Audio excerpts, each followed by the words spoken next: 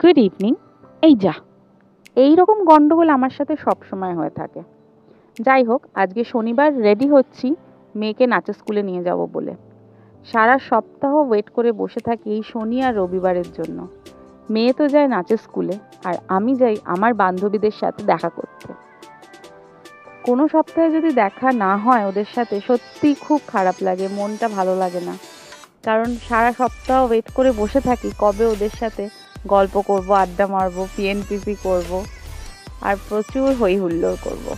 আমি প্রতিদিনের সাজগোজে জাস্ট এই সিসি ক্রিমটা, ল্যাকমি সিসি ক্রিমটা লাগিয়ে নিই, আর কাজল, ছোট্ট টিপ, আর হালকা লিপস্টিক। এই লিপস্টিকের শেডটা আমার ভীষণ পছন্দের, এটা একটা নিউড শেড মেবেলিনের। তোমাদের কারো দরকার হলে বলো, শেড নাম্বার আমি দিয়ে দেবো। চট করে রেডি হয়ে নিচ্ছি এবং মেয়েকেও এবারে রেডি করিয়ে নিচ্ছি। 4:30 বাজে, এবারে বেরিয়ে পড়বো, 5টা থেকে ক্লাস।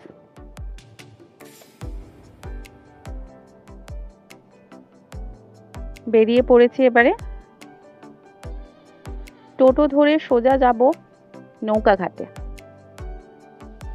হ্যাঁ, নৌকা পার হয়েই কিন্তু আমাকে যেতে হয় নাচের স্কুলে। টোটোতে বসে গেছি, এবারে সোজা যাব রাধারঘাট নৌকা ঘাটে। ওখান থেকে নৌকা ধরে নদী পার হয়ে তবে যাব নাচের স্কুল।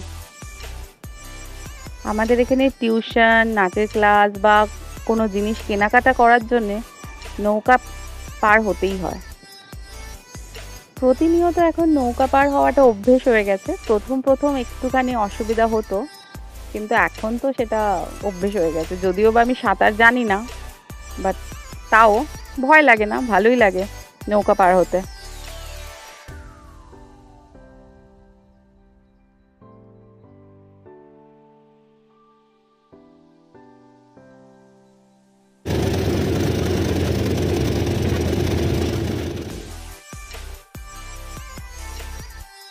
চলে এসেছি। এবারে নাচের ক্লাসে মেয়েকে দিয়ে চলে যাব পাশেই বান্ধবীর বাড়ি, যেখানে বাকি সব আমার বান্ধবীরা বসে আছে। এই যে খাওয়া দাওয়া চলছে, ঘুগনি, চা, মুড়ি মাখা, ফুচকা, প্রতি সপ্তাহে আমাদের এরকম পার্টি চলতেই থাকে। এখানে গল্প করতে করতে লোডশেডিং হয়ে গেছে। বাট লোডশেডিং হলেও আমাদের আটকানো যাবে না। লোডশেডিং হোক, অন্ধকার হোক, গরম হোক, আমাদের গল্প, পিএনপিসি, আড্ডা চলছে, চলবে। জীবনে বন্ধুর গুরুত্ব কিন্তু অপরিসীম। সংসার, স্বামী, বাচ্চা সব কিছুর দায়িত্ব সামলানোর পর একটা জায়গা দরকার হয় যেখানে আবার আমরা সেই ছেলেবেলায় ফিরে যেতে পারি।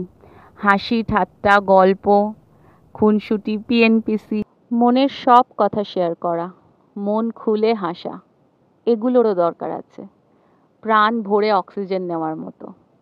তাই বন্ধুরা আমার কাছে খুব স্পেশাল, এই গ্রুপটা আমার কাছে খুব স্পেশাল। টাটা, গুড নাইট সবাইকে, ভালো থেকো।